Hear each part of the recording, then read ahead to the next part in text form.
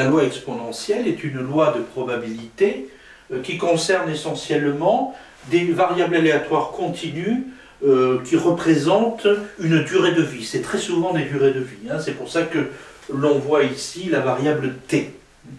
Alors, cette loi exponentielle, c'est une loi de densité f, hein, donc fonction définie sur R+, hein, par f de t égale lambda fois exponentielle de moins lambda t.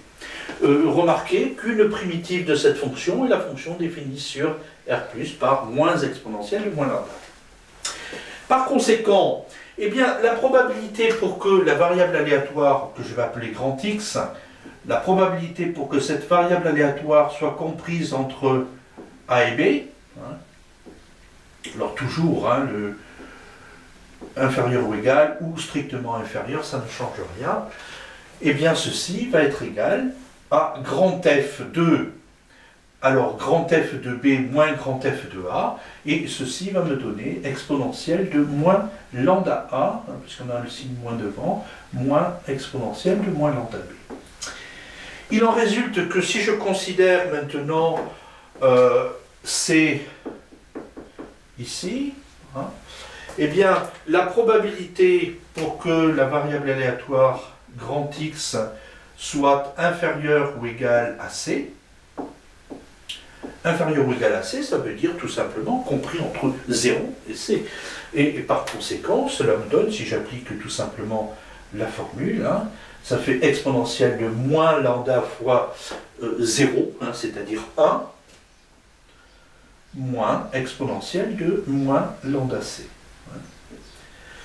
Par voie de conséquence, la probabilité pour que grand X soit supérieur ou égal à C, eh bien ceci, vous voyez que c'est l'événement contraire du précédent.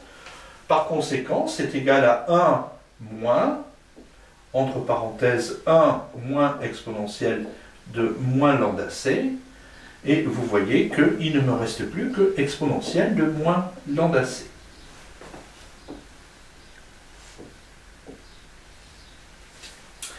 Voilà. Donc, que dire de plus? Eh bien, tout simplement que la moyenne de cette variable aléatoire, lorsqu'elle suit la loi exponentielle, eh bien, cette moyenne est égale à 1 sur lambda.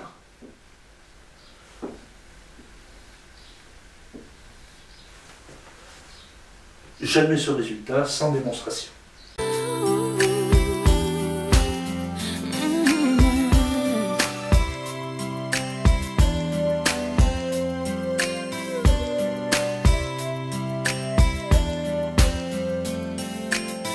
Une question qui se pose souvent avec la loi exponentielle, c'est que, bon, je connais une variable aléatoire, grand X, je sais qu'elle suit une loi exponentielle. Et je sais tout simplement que la probabilité, par exemple, pour que grand X soit supérieur ou égal à 7, hein, égale à 0,48, par exemple. Hein. La question qui se pose, eh ben, déterminer le paramètre lambda. Bon. Eh bien, on écrit tout simplement la probabilité pour que x soit supérieur ou égal à 7. Eh bien, ceci, c'est égal à exponentielle de moins lambda fois 7. On sait que c'est égal à 0,48. Et par conséquent, bah, on fait manger tout ça par le log.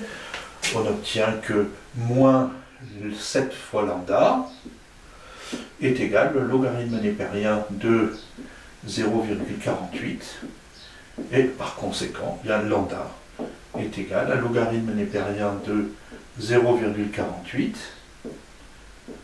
sur moins 7. Voilà. Sur moins 7, pardon. Alors, ne soyez pas surpris par le signe, bien entendu, logarithme népérien de 0,48 est inférieur à 0, donc lambda reste positif.